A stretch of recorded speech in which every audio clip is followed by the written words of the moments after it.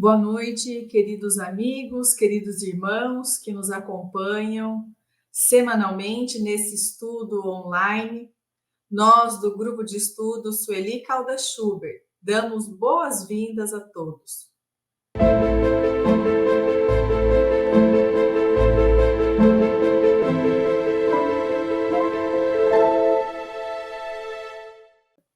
Hoje estamos entre os corações queridos de Jussara e Marcelo para estudarmos o capítulo 16.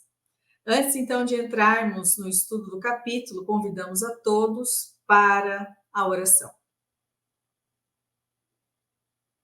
Amado Mestre Jesus, Divino Pastor de todos nós, te rogamos que possa nos conduzir nos pensamentos desta noite e que estejamos receptíveis às bênçãos que nos chegam do mais alto para nos auxiliarem a nos mantermos timoratos na luta interna, também nas batalhas do dia a dia, nunca nos esquecendo da sua presença amiga e generosa entre nós.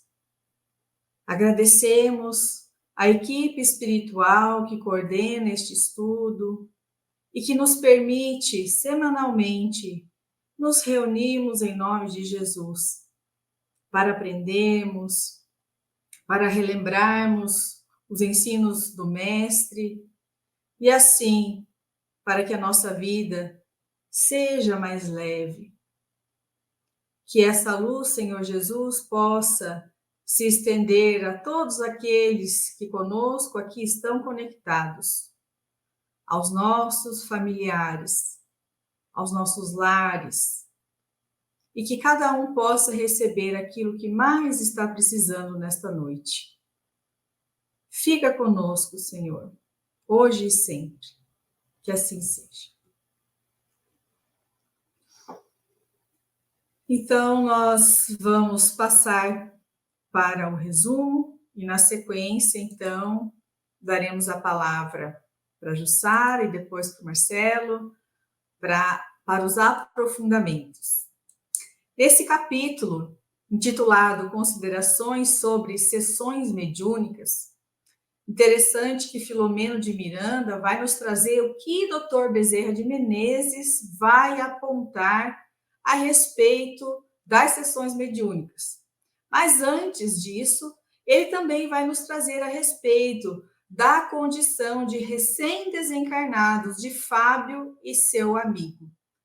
Começa dizendo, então, que Fábio e seu amigo se encontravam numa enfermaria em recuperação, através da terapia do sono, mas que esse sono era muito agitado e eles estavam experimentando dores muito intensas que faziam com que eles despertassem com a face alucinada. 2 auxiliares atendiam a eles, pacientes, tentando infundir-lhes paz através de palavras amigas que transpiravam com confiança. Quando, então, Filomeno de Miranda, acompanhado de Dr. Bezerra de Menezes, se aproximam de ambos, Dr. Bezerra vai identificar a razão pela qual eles estão tão atormentados. Ele diz, então, Dr. Bezerra, que está chegada a hora da inumação cadavérica, do enterro, e que as famílias estavam passando por um momento muito difícil, uma dor superlativa, e que lamentavam o acontecimento, e que aquilo estava dilacerando as suas almas. E eles chamavam nominalmente pelos desencarnados, com exclamações de inconformismo, que acabava, então, se transformando em agentes mentais dilaceradores que os alcançavam. Eles ouviam e não entendiam o que estava se passando. Eles não tinham ideia do que havia acontecido, nem sequer possuíam qualquer preparo para o retorno nessa circunstância. Aplicou em Fábio, primeiramente, grande dose de energia anestesiante que acabou o acalmando e fazendo depois o mesmo com o seu amigo, que chorava em agonia, numa perturbação profunda. De imediato, então, o Dr. Bezerra de Menezes vai nos elucidar. Este é um dos instantes mais difíceis para o recém-desencarnado que perdeu o corpo, sem dele libertar-se.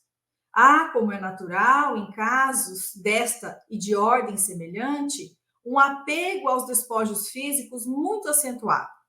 Demais, os vínculos familiares são fortes cadeias que amarram as criaturas umas às outras. Nestas horas mais poderosos, quando se percebe a nulidade de qualquer recurso que atenue a angústia de uma separação, que muitos ainda supõem ser eterna. A morte, em tais situações, se transforma em fator preponderante de neuroses, de psicoses mais profundas, que conduzem à loucura e aos suicídios.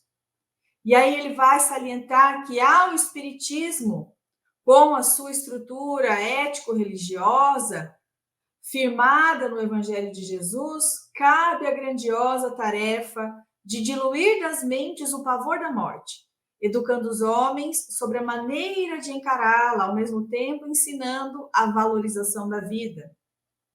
Ressalvadas outras finalidades expressivas, aí ele inicia falando a respeito das práticas mediúnicas do espiritismo, que assumem igualmente a função consoladora, pelo lenir de saudades e diminuir de dores que propiciam através do abençoado intercâmbio espiritual, não somente das entidades veneráveis, como daquelas que sofrem, ensinando pela dor a correta vivência do amor, mas também pelo facultar o retorno dos seres amados ao convívio afetuoso, pela palavra oral ou escrita, nas materializações ou nas fortes induções mentais de caráter intuitivo.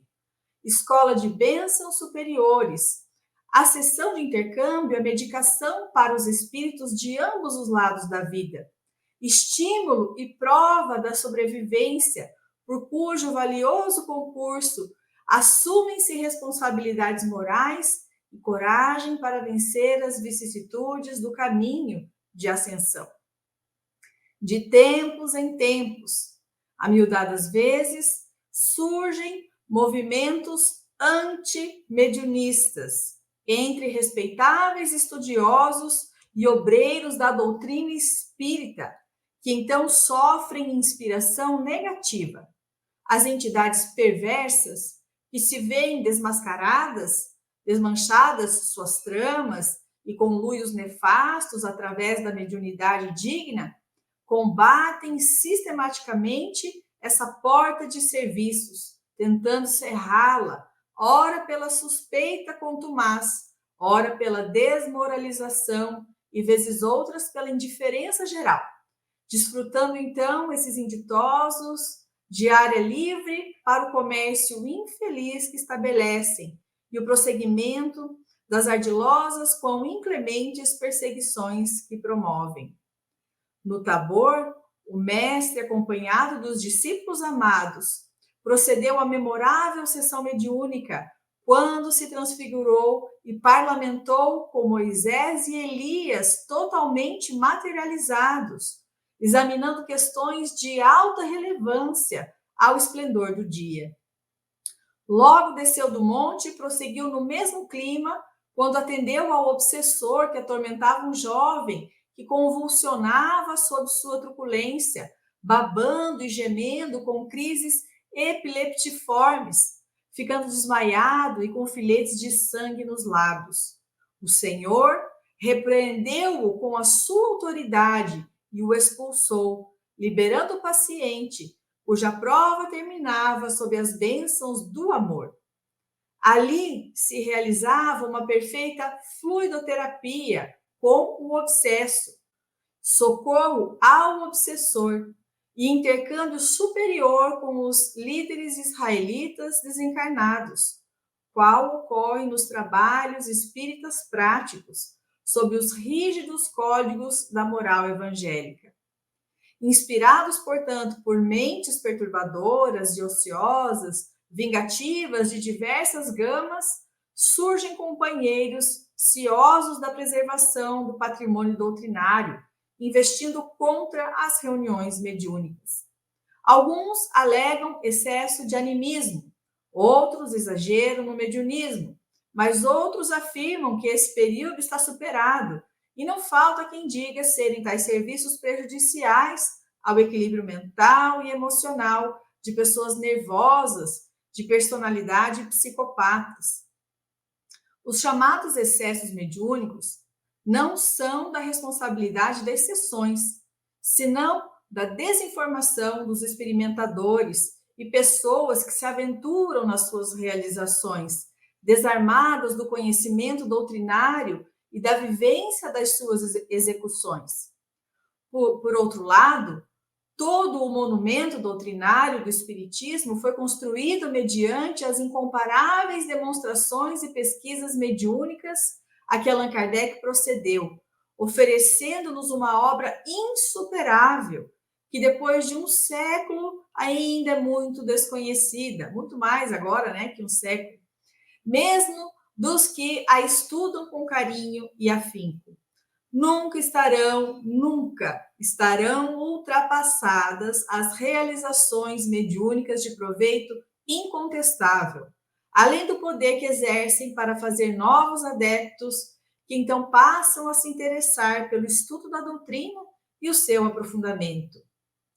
E aí ele vai chamar a atenção a respeito do dialogador das reuniões mediúnicas, dizendo que é o despreparo de quem se arroga às condições de dirigente de sessões e responde pela incompetência destas. Não obstante reconheçamos a necessidade do conhecimento e preparo doutrinário, valorizamos muito as condições morais, que são fatores predominantemente para os resultados das sessões. Conforme as coordenadas mentais que defluem da vivência moral dos seus membros, como ocorre em qualquer atividade, estarão presentes entidades equivalentes, oferecendo o que se merece e não o que se deseja. Indispensável, portanto, que o conhecimento, a cultura doutrinária tenham como suporte o esforço moral do aprendiz, a fim de situar-se em clima de paz e privar de convivências superiores. Diz ainda o mentor que respeitamos todas as criaturas nos degraus em que estagiam no seu processo de evolução espiritual. Entretanto, valorizamos os trabalhadores anônimos da mediunidade, os que formam os círculos espirituais de assistência aos desencarnados e de intercâmbio conosco pelo sacrifício, abnegação e fidelidade com que se dedicam ao fanal da consolação e da caridade que flui e reflui nas sessões mediúnicas de todas as expressões sérias, de curas ou fluidoterapia, de desobsessão, de desenvolvimento ou de educação da mediunidade, de materialização com objetivos sérios e superiores, favorecendo o exercício das várias faculdades mediúnicas para a edificação e a vivência do bem. Concluindo, então, o instrutor sábio disse-nos: a irmã Ruth está de serviço ao lado dos familiares, tentando acalmá-los. Nas horas por vindouras, quando do repouso físico deles, ela conseguirá sustentá-los durante o encontro que lhe será propiciado do nosso lado para este fim. Tudo volverá à normalidade, enquanto amanhã é dia novo de realizações que surgirá para todos nós. Então, agora passamos a palavra para a querida Jussara. Boa noite, Jussara, seja bem-vinda. A palavra está com você. Olá, Gi, olá, Marcelo, olá a todos vocês, amigos e amigos estudiosos do Espiritismo, que estão sempre aqui conosco, sempre procurando conhecer mais, estudar cada vez mais, porque é isso que nos leva a nos fortalecer como espíritos imortais. São tantas e tantas os exemplos que nós temos, ou vamos dizer assim, né, os testemunhos que nós temos, este caso mesmo tão lindo que cita Manuel Filomeno de Miranda, neste capítulo do Monte Tabor, onde fica comprovada, né, a sobrevivência do espírito, né, onde os espíritos se manifestam, Moisés, Elia, ao lado de Jesus, e mesmo Jesus transfigurado. Mas toda vez que nós vamos pensar a respeito da morte, a respeito do processo, especialmente do processo de desencarnação, porque sabe, gente, a verdade é assim, né? A gente espírita às vezes sabe, né? Já conhece bem, né? Que não existe a morte, que somos espíritos imortais, mas a gente ainda tem um medinho, né? Desse processo de desencarnação.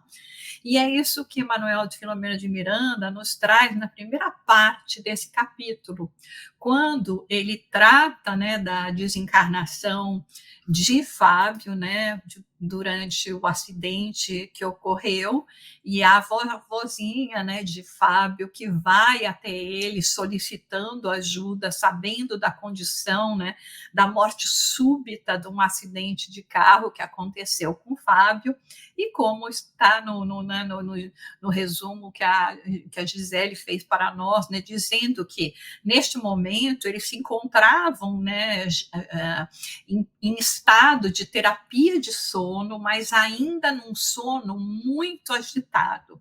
Isso já nos leva a refletir um pouco, né, a respeito de alguns tabus que nós podemos ter do que acontece após a morte. Muitos imaginam que assim que a gente tem o desencarne, nós vamos ter uma lembrança absolutamente completa, né, do que somos, do que ocorreu conosco, não só nessa existência, mas em outras.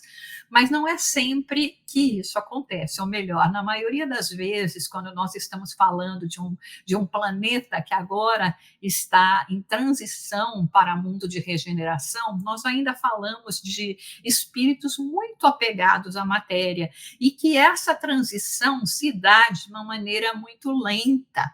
Inclusive, em alguns casos, como nos apresenta aqui o caso de Fábio, aonde os espíritos se encontram num sono, muitas vezes até induzido, para que eles possam, de uma certa maneira, também serem melhor preparados, né, passar por todo aquele processo natural de separação do corpo físico, para depois eles poderem seguir e serem orientados a respeito dessa nova condição.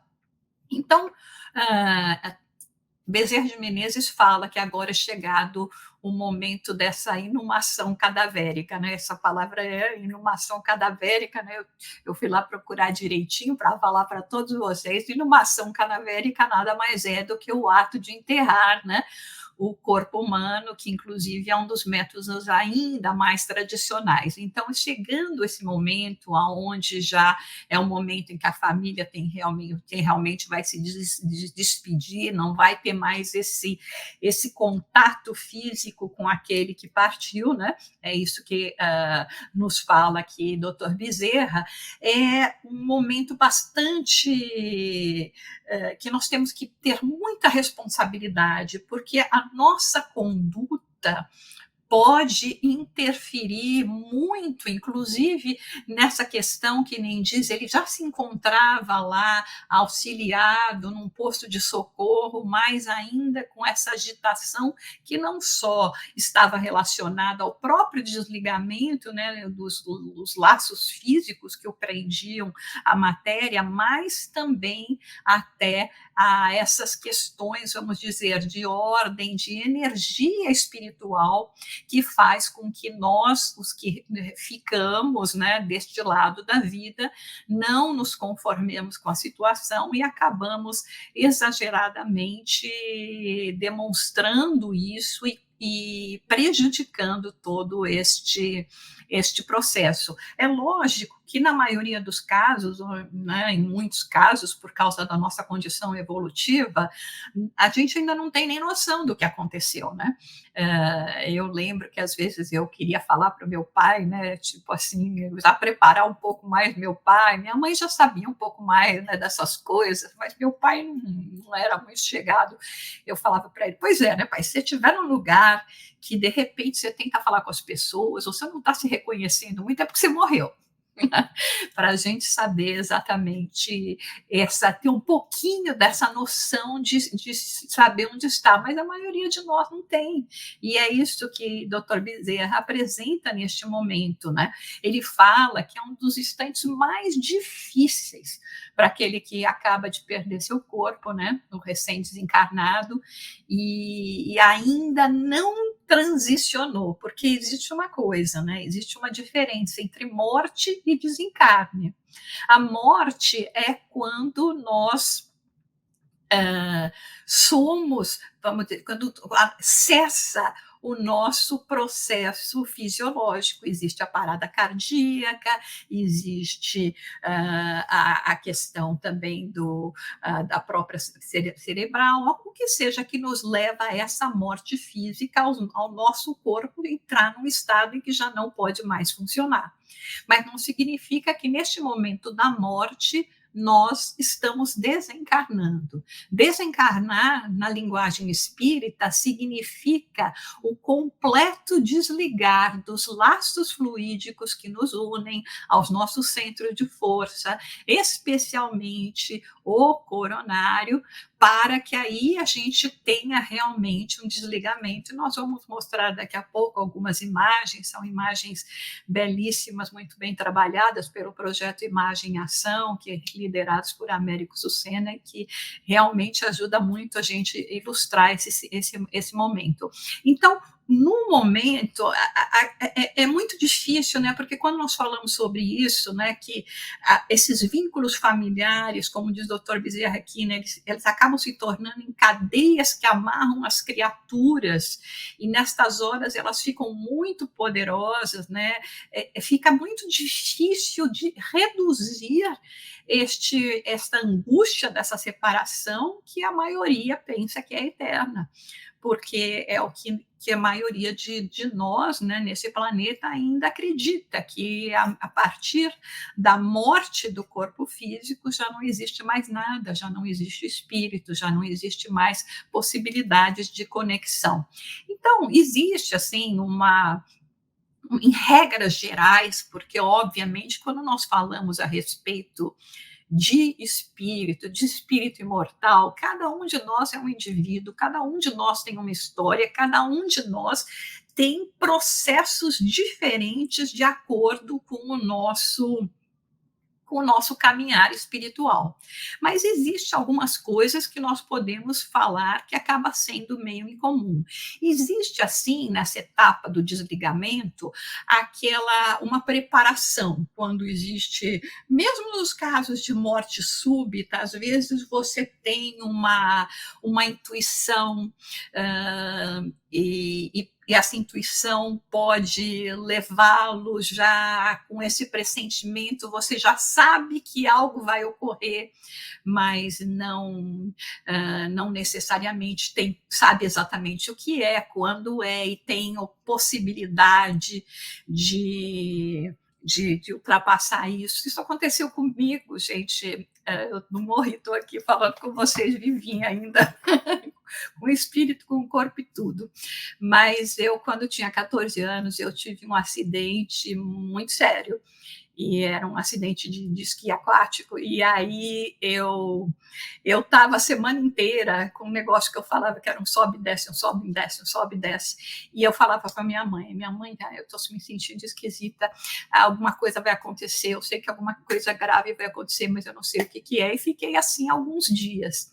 E quando chegou nesse dia que eu ia sair com as minhas amigas para a gente ir lá, né, estávamos na praia e tudo mais, aí eu virei para ela e falei adeus. E quando eu falei adeus, ela pediu para o meu pai me seguir. Eu tive um acidente muito feio e na verdade, só continuei viva porque tive essa, vamos dizer, essa preparação, essa intuição. Não era hora, né? Que bom, que senão eu não ia estar aqui com vocês hoje, né? Ia ter que ser noutra encarnação. Mas, enfim, a gente vê que existia um preparo até, né? Uma sensação, alguma coisa. E nesse caso, principalmente quando é uma doença, um processo mesmo do próprio envelhecimento, existe sempre, que nem eles dizem, diariamente visitas que vão estar auxiliando, né? E as sensações que acontecem antes do desenlace, né, são sensações que vão ajudando cada vez mais o espírito a se desprender. Então, vai acontecendo esse desligamento desses laços fluídicos que nos prendem, né, que são os que alimentam o nosso corpo físico com a energia do fluido vital, né, que nós recebemos do fluido cósmico, que vai aos poucos, esses laços vão sendo afrouxados, e cada vez mais por causa disso, inclusive, é comum a gente ver pessoas que passam por esses estágios terem, assim, algumas visões. Elas falam, mas eu estou vendo um familiar, que nem nós vemos uma imagem aqui, o paciente já bem desprendido e vendo uma senhora que está lá visitando. Na figura de cima, nós temos o doutor Bezerra e a equipe que está visitando essa senhora que está também em preparo de desencarnação. E, como nós falamos anteriormente, mesmo os que estão em acidentes trágicos podem sentir antecipadamente, porque eles têm essa angústia no coração que eles não conseguem explicar, mas já estão sendo preparados até para um acidente ou um desencarne súbito, né? A proteção é essencial, porque nós sabemos que existem espíritos que até se chamam de vampiros, né? Obsessores, equipes de trevas que vêm se alimentar. Então, realmente, principalmente, talvez daí até surgiram todas essas lendas, né, sobre os vampiros, né, porque eles precisam do sangue, porque o sangue é onde nós temos realmente, né, a nossa vitalidade. E no momento em que existe esse desligamento, algum desses espíritos, porque eles querem, pelo menos momentaneamente, se sentirem mais materializados, eles vêm procurar se alimentar dessas energias. Então, existe todo um trabalho espiritual para proteger aquele que está em processo, em etapa de desligamento, para que isso não ocorra, né? Veja, por exemplo, né, no livro Obreiros da Vida Eterna, no capítulo 15, tem uma parte que fala assim, né, que o padre Hipólito, né, estava explicando ao André Luiz que o fato de estarem acompanhando os despojos não se verificava apenas no sentido de exercitar o desencarnado para os movimentos iniciais da libertação. Então, veja, os espíritos não estavam lá simplesmente para ajudar ele nesse momento de libertação, mas também para a defesa deles, para que esses malfeitores desencarnados não atacassem, né, vamos dizer assim, esses resíduos que se transformariam para eles em resíduos vitais. Depois segue a etapa do encaminhamento, né? Os espíritos, eles são encaminhados. Como nós vemos nesse caso de Fábio, seguramente todo esse processo ele não acompanhou, porque ele estava em processo ainda de choque. Vemos que ele está lá recolhido num posto de socorro, mas em estado ainda de inconsciência, né? Nesse sono também que ele se encontra. Mas, de uma certa forma, aqueles que já têm uma maior condição, eles vão seguir conscientes, sim, naquele estado de confusão ainda, como nos fala, né, como nós vemos na obra de Kardec, mas já melhores do que os outros que ainda não têm essa condição, né? Que não podem ser levados para esses planos superiores, né? Tem um momento, então, que agora sim vai ser ocorrer o desencarne, que é o momento em que esse cordão fluídico, né, esse que se chama às vezes de cordão de prata, né, vai ser desligado do corpo e aí então o desencarne. Em muitas ocasiões nós somos acompanhados por familiares, aqueles amigos que têm grande carinho por nós, né? E assim segue o processo. É importante lembrar que em todos os desencarnes existe uma equipe atendendo para que isso ocorra. Se diz que o desencarne ocorre até 72 horas, então o tempo máximo em que nós estaríamos ainda conectados fisicamente, né, com essa energia, vamos dizer, ainda unidos ao corpo físico, que não significa que haveria uma possibilidade de uma ressurreição, são de 72 horas, por isso, em muitos dos processos, de acordo com as religiões, se espera até 3 dias para a cremação, etc. Finalmente chega esse momento do rompimento, né? E aqui nessa figura nós podemos ver claramente o amigo espiritual ajudando nesse processo onde, vamos dizer, se desliga realmente, que ocorre essa parte que nós chamamos do desencarne, aonde já não se está mais ligado a essa matéria física, né? Então, gradualmente, ele vai ocorrendo, como nós falamos, e esse processo, na maioria dos casos, ainda necessita de algum tempo, não necessariamente é instantâneo, né? Nós vemos aqui também nessa imagem o amigo espiritual ao lado, né, do corpo físico no caixão, né, fazendo já durante esse processo também fazendo a desconexão. São exemplos que nós podemos encontrar no livro Obreiros da Vida Eterna, né, publicado pela FEB Publisher, né? E mais existem aqueles, como nós falamos, que ainda mesmo depois do enterro podem estar se conectados dentro desse período que normalmente se diz é de 72 horas. É lógico que quando nós estamos falando, principalmente entre nós espíritas, de um preparo para a morte, esse preparo ele deve ser diário. Por quê? Porque diariamente a gente tem que ficar pensando na morte, tem que ficar pensando na separação dos entes queridos, mesmo que seja provisória? Não, porque quando a gente lembra que o corpo físico é finito, mas o espírito é imortal, né? O espírito é infinito, nós vamos fazer melhores escolhas. Nós vamos estar cada vez mais tentando nos conectar verdadeiramente àquela que é a nossa verdadeira moradia, que é o plano espiritual. Nós vamos procurar estar em contato com os amigos espirituais através da oração, mas mais ainda através da ação, das ações no bem, né, do desprendimento, do altruísmo. E a família, quando se vê perante esse processo, ela também deve ajudar, né? Veja que muitas vezes, às vezes, a presença da família, ela é tão desgastante, né, para aquele que está nesse processo de morte, né, que muitas vezes a morte ocorre depois que há uma melhora, que aí a família sossega, ou então até durante o período da noite, a madrugada, logo cedinho, aonde pelo menos alguns dos familiares foram para casa, faziam um descanso necessário, e aí fica mais fácil para a equipe espiritual fazer realmente os desligamentos. Não estamos falando aqui absolutamente de insensibilidade.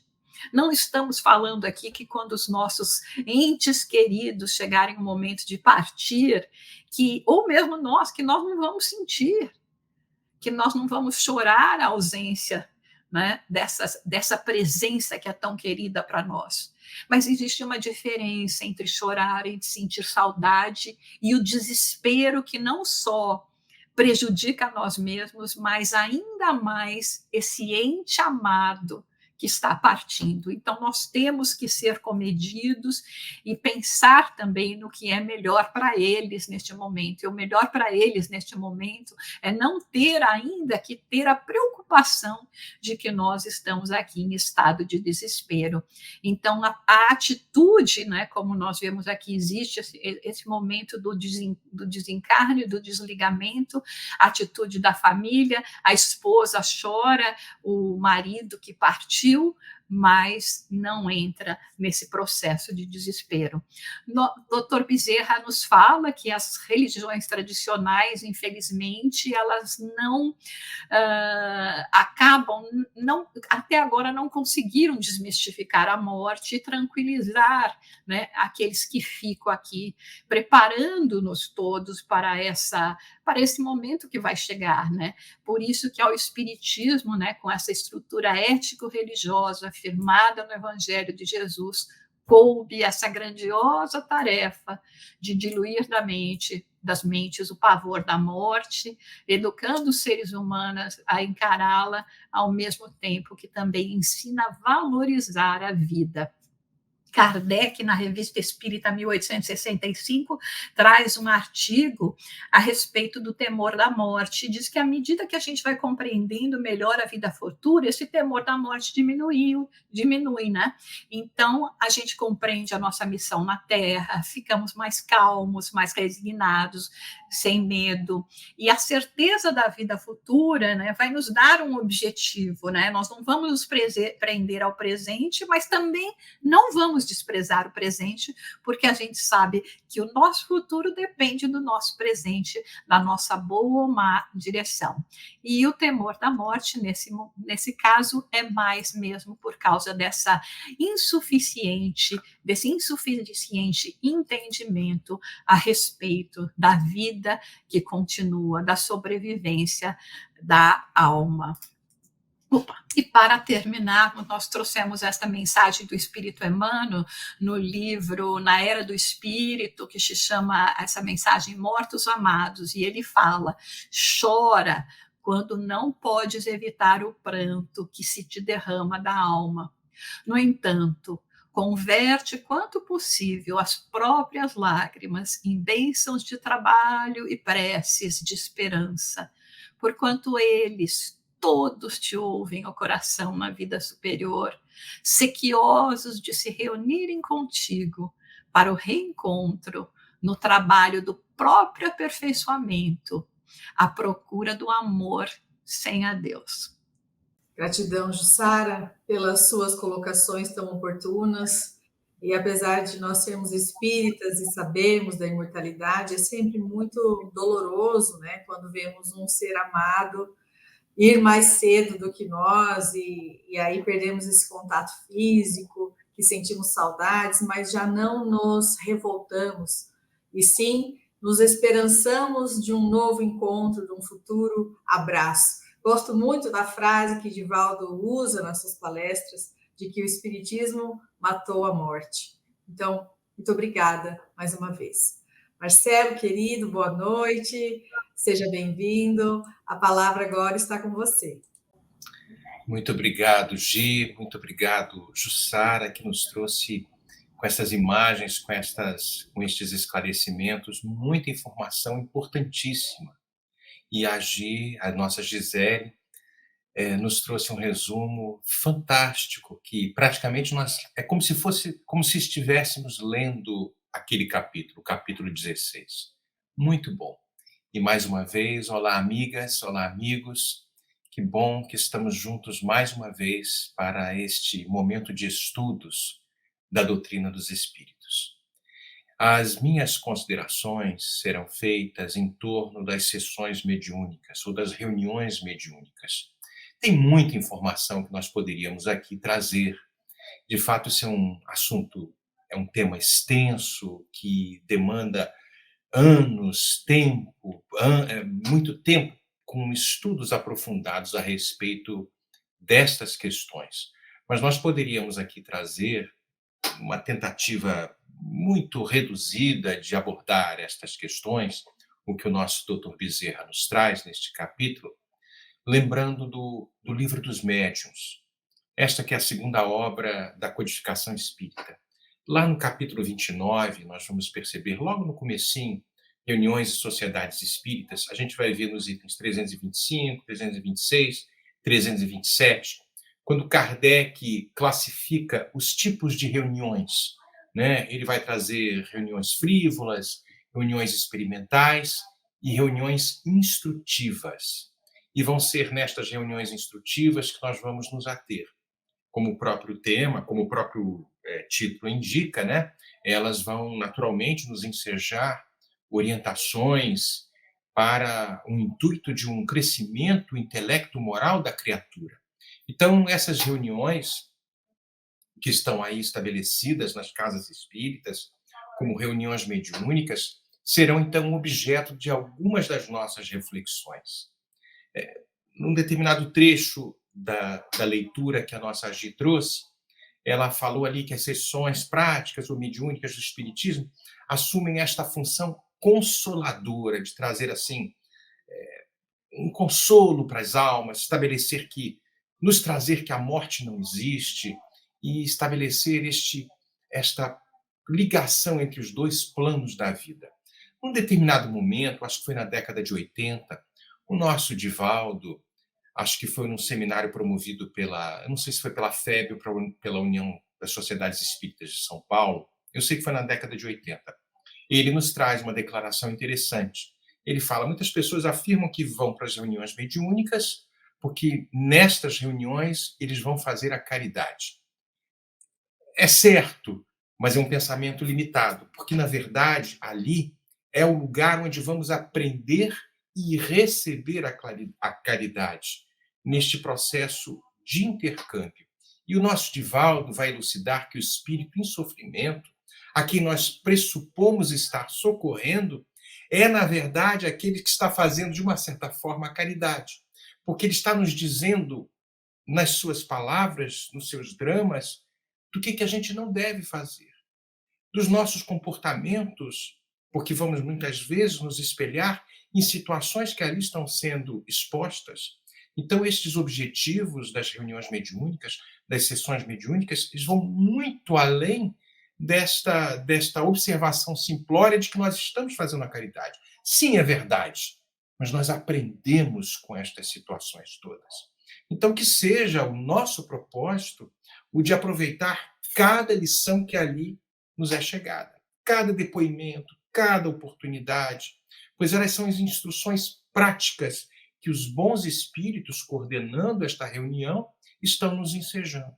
Então, jamais nos coloquemos diante dos dramas que nos são apresentados como se o mesmo não tivesse nada a ver conosco, porque podemos ser nós num futuro. Então, jamais de uma forma pretensiosa, supondo assim, não, isso não é comigo. Nós vemos aí uma oportunidade muito especial, oportunidade de sermos úteis aos nossos semelhantes, enquanto, concomitantemente, nós também nos instruímos. E foi Kardec que escreveu, também voltando ao Livro dos Médiuns, no capítulo 25, lá no item 281, falando da evocação dos espíritos vulgares, dos espíritos imperfeitos.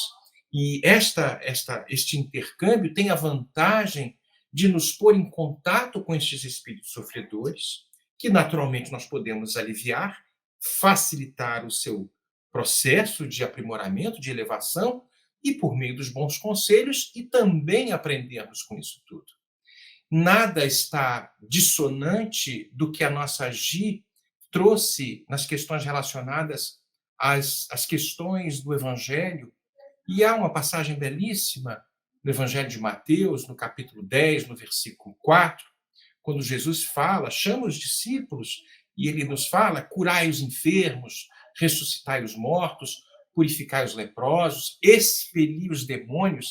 Lógico que ali tem uma linguagem forte, característica para aquele povo ainda, com as questões da rudeza, mas nós vamos vendo nas questões da reunião mediúnica, neste intercâmbio, talvez a orientação do mestre com os aconselhamentos, melhor dizendo, com as instruções determinadas que o Espiritismo nos traz.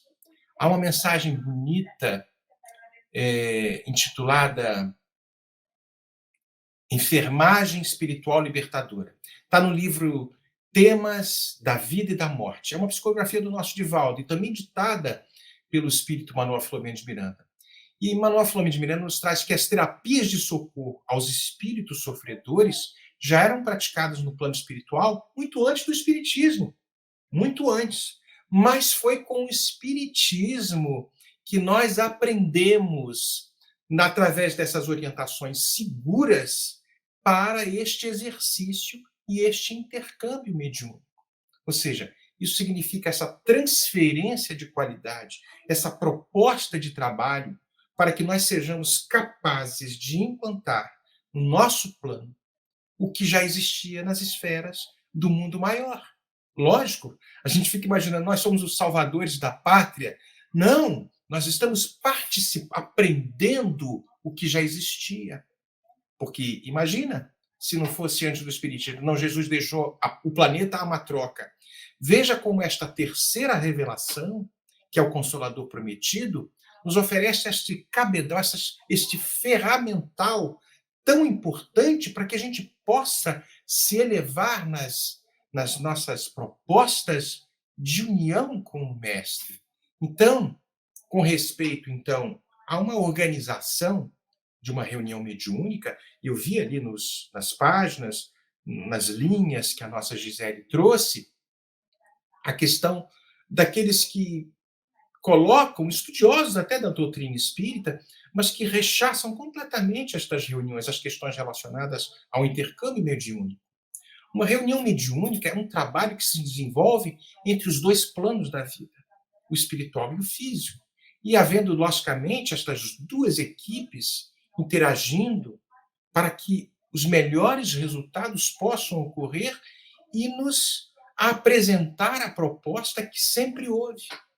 Os espíritos que irão nos assessorar, que participarão das nossas reuniões, naturalmente, serão aqueles que nós faremos jus por um processo natural de sintonia para que eles possam nos auxiliar. E, naturalmente, vão coordenar os espíritos que ali serão trazidos para que o diálogo e o intercâmbio vá ocorrer. Se nós quisermos a presença dos bons espíritos, nós teremos que atraí-los naturalmente pela elevação dos nossos pensamentos, pelos nossos bons propósitos. Kardec fala isso, e no Livro dos Médiuns, eu estou com ele aqui na minha frente, no capítulo 29, ele vai falar do item 327, eu mencionei anteriormente, das questões das reuniões instrutivas. E num trechozinho lá ele fala, não basta que a gente evoque simplesmente os bons espíritos. É preciso que nós possamos apresentar condições para que eles possam, neste processo de sintonia, e nós estejamos, melhor dizendo, em condições próprias para que eles possam estar e vir estar conosco, nos auxiliando. Tem uma passagem bonita também, Kardec traz também Livro dos Médiuns, também capítulo 29, lá no item 331, que uma reunião, uma sessão mediúnica, uma reunião mediúnica é um ser coletivo, cujas qualidades, cujas propriedades vão ser a resultante de todos os seus membros e vão formar um feixe. Ora, esse feixe vai trazer Kardec, nesse mesmo livro, no Livro dos Médiuns, no capítulo 29, tanto mais força terá, quanto mais homogêneo ele for. Então, a gente vai percebendo que o que vai determinar isso? Eu estou visitando muito o Livro dos Médiuns, ele está aqui na minha frente, eu passo o olho, dou uma olhada, aí falo para vocês. Minha memória não é tão boa assim, não, ele está aqui na minha frente. Aí eu dou uma folhadinha. Vamos visitar aí o Livro dos Médiuns, capítulo 29, item 329, 332, vai até o 338. ele vai colocar as questões relacionadas aos problemas de homogeneidade. Veja que eu estou trazendo muitos pontos aqui, criando este contraponto com estes que rechaçam as questões da mediunidade, porque naturalmente não estudaram este capítulo e não perceberam quão importante é a organização deste corpo que vão formar os trabalhadores que vão trabalhar nas questões deste intercâmbio mediúnico.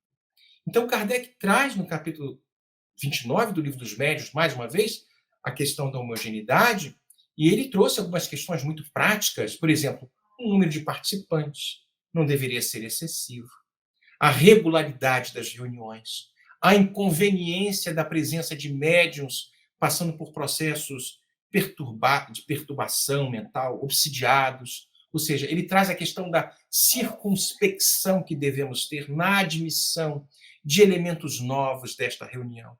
Ele chega até a dizer uma coisa interessante, que nas assembleias muito grandes, a gente não tem intimidade, exatamente pela variedade, pela heterogeneidade deste grupo que a compõe.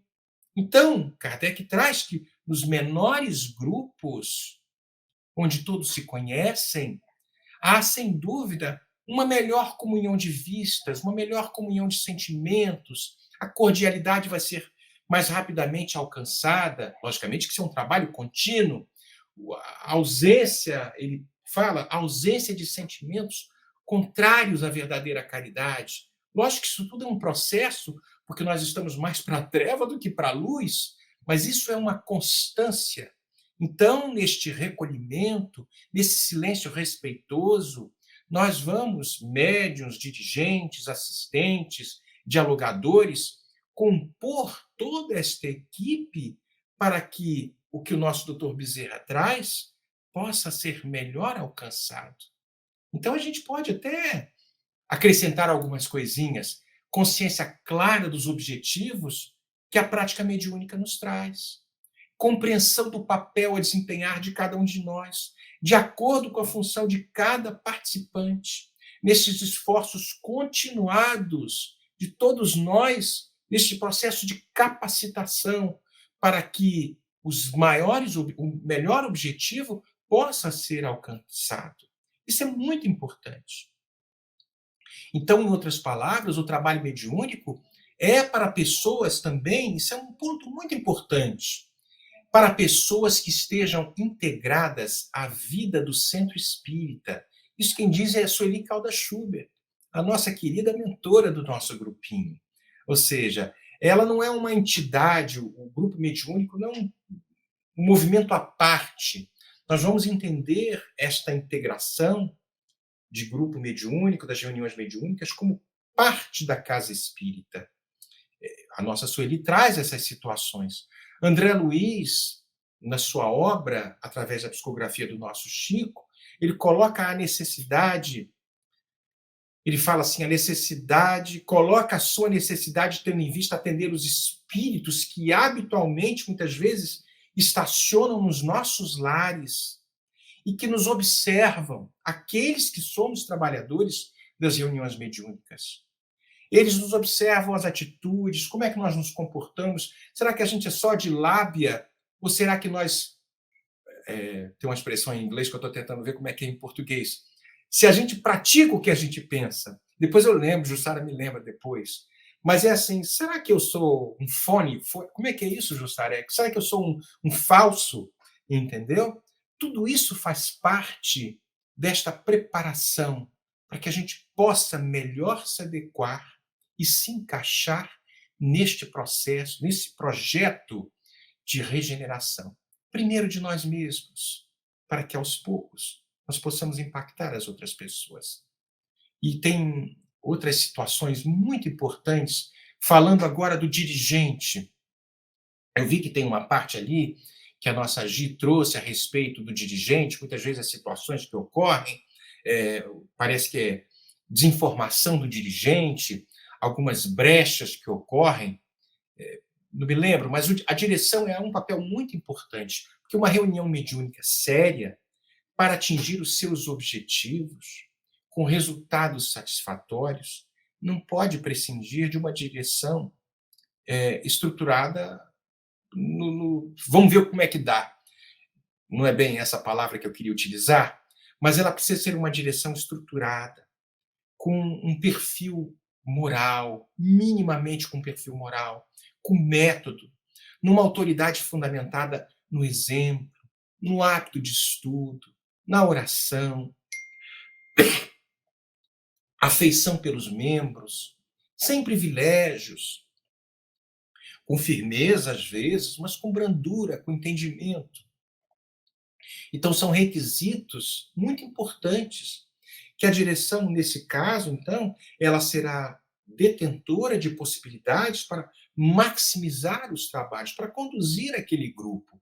Então, a responsabilidade da direção de uma reunião mediúnica de integrar o grupo, estimulando-a constantemente ao estudo, escolhendo os textos para as leituras preparatórias, promovendo as reflexões, a harmonização dos pensamentos, coibindo os comentários muitas vezes inconsequentes, as questões relacionadas à prolixidade, as polêmicas que podem ocorrer, muitas vezes totalmente inoportunas.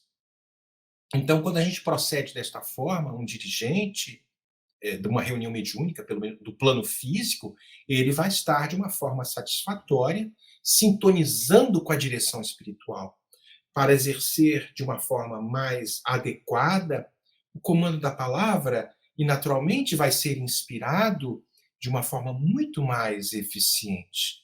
Aí a gente percebe que, desta forma, e é lógico que eu estou falando aqui, gente, de uma forma muito rápida, porque isso demanda muito estudo, porque é uma coisa muito séria. Podemos aqui trazer, de repente, a questão dos médiuns.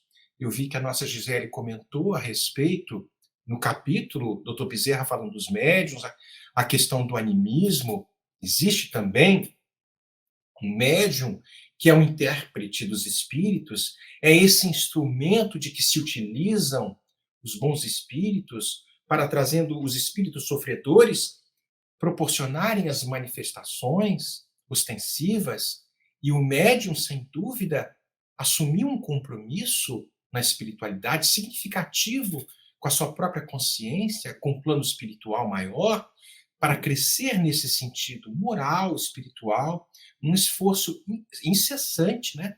E o médium, por ser portador destas questões, destas possibilidades muito peculiares, vai, sem dúvida, merecer a atenção do grupo e até do dirigente, como é compreensível. Existem também as fases do afloramento, do desenvolvimento e do aperfeiçoamento da faculdade mediúnica, e estas fases vão requerer, naturalmente, apoio, estímulo, compreensão, orientação por parte dos dirigentes. É natural que as questões do animismo surjam num certo volume, né? Sem dúvida, mas isso vai aos poucos, com a educação, diminuindo. Sempre vai haver um conteúdo de animismo, mas que ele aos poucos diminua para que as questões relacionadas à mediunidade possam dar vazão às comunicações. Então, naturalmente, nós vamos ver aí características da própria personalidade do médium.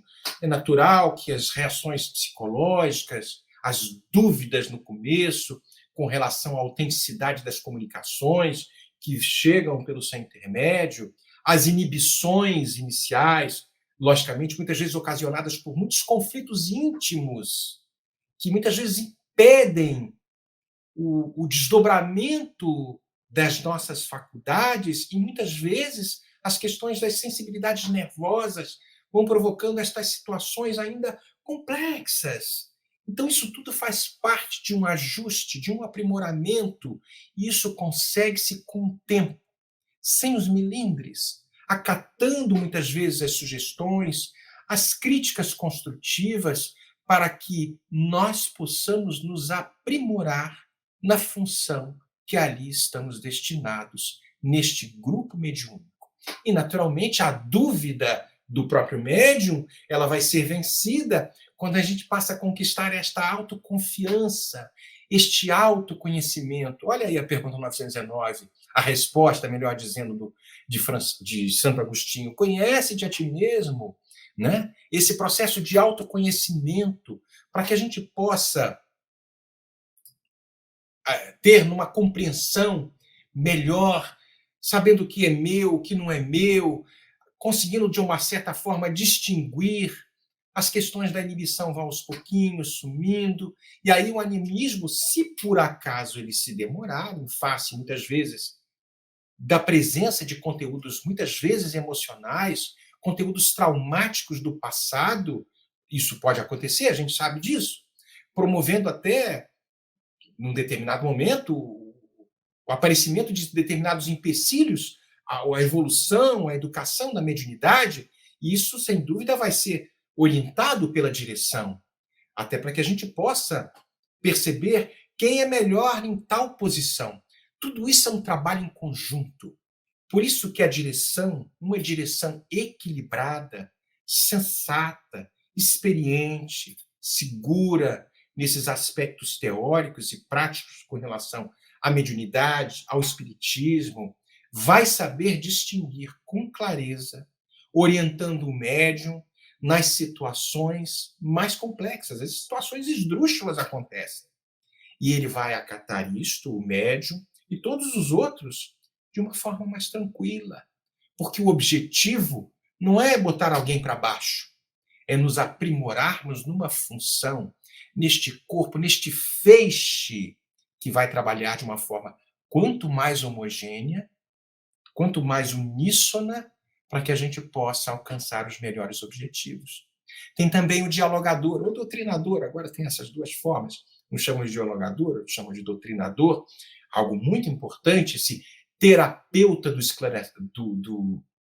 esclarecimento, esse que vai ser o provedor das consolações, se for bem inspirado, logicamente, vai atender os espíritos, né?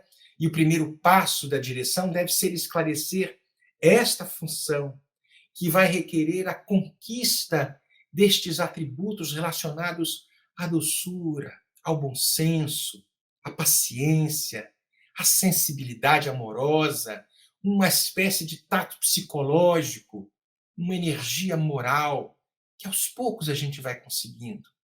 Principalmente humildade e muita prudência, muita prudência. Um bom dirigente, uma boa direção, ela vai instruir, vai orientar, vai ajudar ao dialogador a praticar esta doutrinação dentro de uma forma coloquial, sem esses excessos de informação. A gente não vai dar kardecada na cabeça do espírito que está chegando ali sem nenhum conhecimento. Às vezes ele quer um consolo, ele não quer lição de moral. Então as situações vão variar ao infinito. Então, essas situações todas vão ser aprimoradas com o conhecimento. Eu vou trazer uma questão aqui muito bacana. A gente tem que gostar de gente, dos dois lados da vida. Pode ser com corpo ou sem corpo. Eu sei que a gente ainda está no jardim de infância para gostar de gente, mas a gente está nessa escola. E quando a gente gosta de gente, a gente consegue ouvir melhor, estabelecer processos de empatia, sem nenhum tipo de proselitismo que às vezes não cabe. Então, tudo isso vai concorrer para que o trabalho aconteça da melhor forma possível. Tem também os assistentes, aqueles que estão ali no processo de vibração, trazendo a sua sustentação. Vamos auxiliá-los também neste trabalho. Eles vão naturalmente fornecer as energias elevadas com seus pensamentos, com as suas preces, vão naturalmente às vezes terem as suas percepções, né? Muitas vezes entre os assistentes vão se revelar muitas vezes joias, preciosidades nas questões da mediunidade, até para futuramente um exercício da psicofonia, da psicografia, da evidência e para as tarefas muitas vezes de doutrinação. Então a direção vai ficar ali de olho nessas situações. Por isso que esta família que compõe este departamento do Centro Espírita deve ser tratada com muito carinho, com muita dedicação. E como vou repetir, Ela não é um corpo à parte do centro espírita. Os trabalhadores de uma casa mediúnica, de uma reunião mediúnica, elas estão totalmente integradas nos trabalhos da casa, nos outros cursos, nas palestras, na distribuição do passe, elas estão integradas. Eles não são assim um grupo de elite, de maneira alguma. Vai dizer a nosso Emmanuel que às vezes somos os mais comprometidos. Tem uma ficha cabeluda, raríssimos os missionários. Então é melhor a gente, como a gente disse, eu sou carioca, né? Vamos botar o galho dentro, abaixar a crista e nos preocuparmos com, nos prepararmos melhor para que este trabalho possa ter uma excelência, ter uma beleza, uma doçura. E aí eu termino aqui com a nossa viagem espírita de 1862, quando Kardec fala: coloco em primeira instância o consolo que é preciso oferecer a todos os que sofrem, erguer a coragem dos caídos, arrancar um homem das suas paixões, das questões relacionadas ao desespero, do suicídio, e detê-lo, talvez, do limiar do crime. Aí Kardec vai e fecha. Não vale mais isso do que todos os lambris dourados que a gente possa receber por aí no mundo? Estas eram as minhas considerações. Que Jesus possa nos abençoar. E não fica aqui. Estudem bastante, porque isto é um assunto muito sério. Tem muitas obras muito boas. E eu falei aqui uma pitada e perdoem-nos se não alcancei todos os detalhes. E com certeza não alcancei.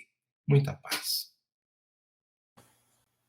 Marcelo, foi excelente a sua fala, a sua contribuição. É tão importante, né, esse departamento doutrinário da mediunidade, que você coloca muito bem, que é parte integrante da casa, que deve ser afeto até a todos nós que estamos ali na condição de trabalhadores, de voluntários, né, e que há essa necessidade dessa união, essa homogeneidade de ideias, né, esse carinho entre os membros, porque senão como que nós vamos fazer a avaliação de uma reunião mediúnica de coração aberto, assim, abertos a recebermos críticas construtivas, apontamentos para a nossa melhoria, se temos inimizade com o outro? Como é que vamos receber um espírito, falar para ele de perdão e de amor, se estamos odiando o companheiro ali conosco, né? Então, é para a gente se pensar mesmo. E aqui gostaria de destacar o que o benfeitor fala a respeito do conhecimento, que é preciso que a gente tenha conhecimento, que é o livro dos médiuns jamais será ultrapassado, ele coloca, né? Ele não fala livro dos médiuns, mas a gente entende, né? O livro dos médiuns. E quantas pessoas ainda que não estudaram o livro dos médiuns e participam de reuniões mediúnicas, né? Então, ou que leram uma vez e acham que é o suficiente e não retomam o estudo. E aí nós nos lembramos quantos e quantos seminários a respeito da mediunidade Raul Teixeira, Divaldo Franco, Sueli Caldas Schubert fizeram, Alberto Almeida também, entre outros.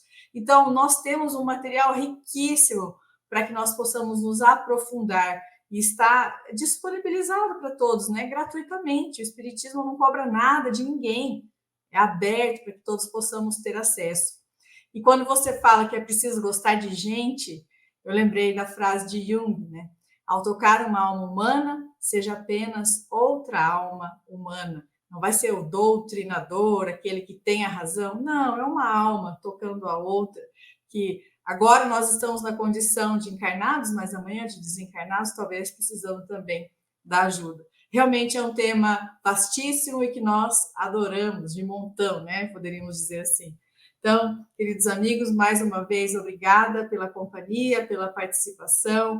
Um grande abraço a todos aqueles que estão conosco. Obrigada, Jussara. Obrigada, Marcelo. Fiquem com Deus e até o nosso próximo encontro.